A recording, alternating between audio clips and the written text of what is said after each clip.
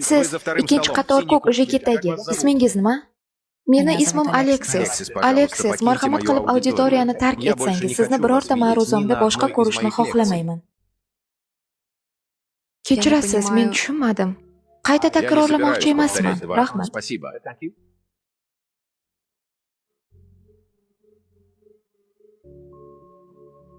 Qonunlar nimaga kerak?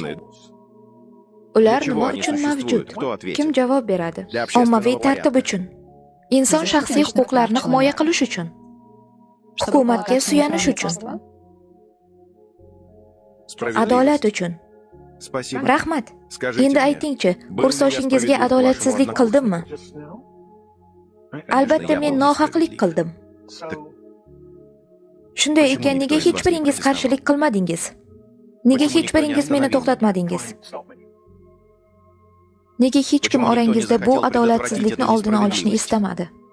Ko'ryapsizmi? Hozir shunday narsani anglab yetdingizki, buni boshingizdan kechirmaganingizda 1000 soatlik ma'ruzalar orqali ham buni tushunmagan bo'lardingiz. Shaxsan sizga tegishli bo'lmaganligi uchun jim turdingiz. Sizga aloqasi bo'lmasa, demak bu sizning ishingiz emas deb o'ylaysizmi? Lekin men sizga aytay, agar siz adolatsizlikka befarq bo'lsangiz, bir kun kelib o'zingiz nohaqlikka duchor bo'lasiz va yoningizda sizni himoya qiladigan hech kim bo'lmaydi.